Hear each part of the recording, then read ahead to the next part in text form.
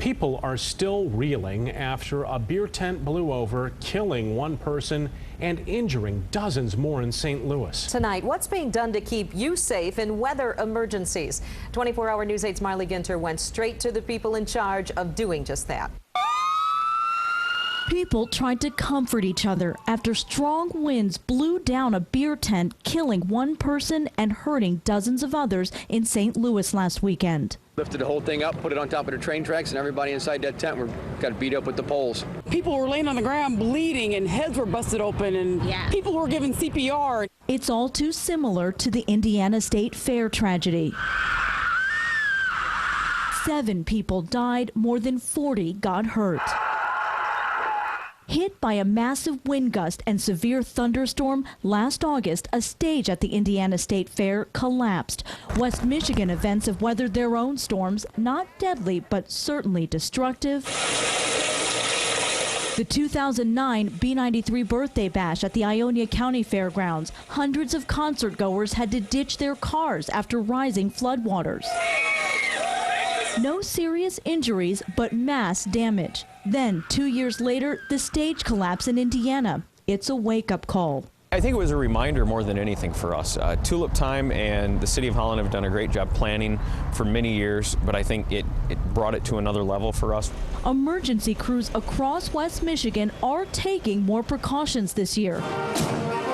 During the 8 days of Tulip Time, Holland gets close to 500,000 visitors in a city of just 30,000. So it's a lot of stress on the infrastructure to have that many people locally both involved in the festival and then all those guests. If we weren't to communicate and we weren't to know what was going on, we'd have traffic problems, we'd have safety problems, we'd have all these issues that we wouldn't be aware of.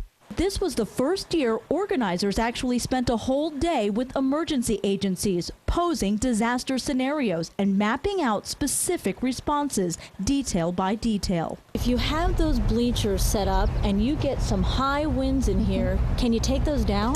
We can't take the bleachers down. They're set in place 2 weeks prior to the festival, but we can. Is that a concern? It's not a concern. They're heavy.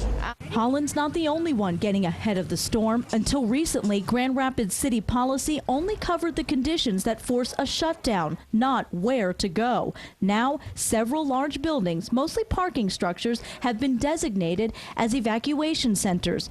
Surrounding counties are also stepping it up. This year, Montcalm County drilled it down even further, addressing vulnerable populations and their specific needs during emergencies.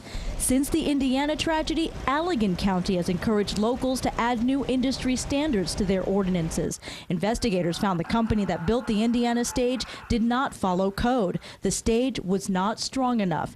Kent County leaders tell us they've made significant efforts to make sure all venues comply with building codes, fire codes, and MIOSHA regulations, working regularly with places like Van Andel Arena, DeVos Hall, and Fifth Third Ballpark. Teamwork pays off in many ways. When we work with Tulip Time, we know it has a very big impact on the financial stability of the City of Holland. And for us to help keep people safe and keep them coming back and keep the festival alive is a big part of what Holland is and what goes on here. After all, when events go smoothly, people come back. Marley Ginter, 24-hour News 8. We are always working to keep you ahead of the storm. Tomorrow at 5, we question why one West Michigan county is so much better than other counties at keeping its residents safe when severe weather threatens. And this Saturday, Storm Team 8 will take your questions live on the radio. The show runs from noon till 1 on Wood Radio 1300 AM. You can question Bill, Kyle, Laura about what you might expect this spring. It's just another way Storm Team 8's keeping you ahead of the storm.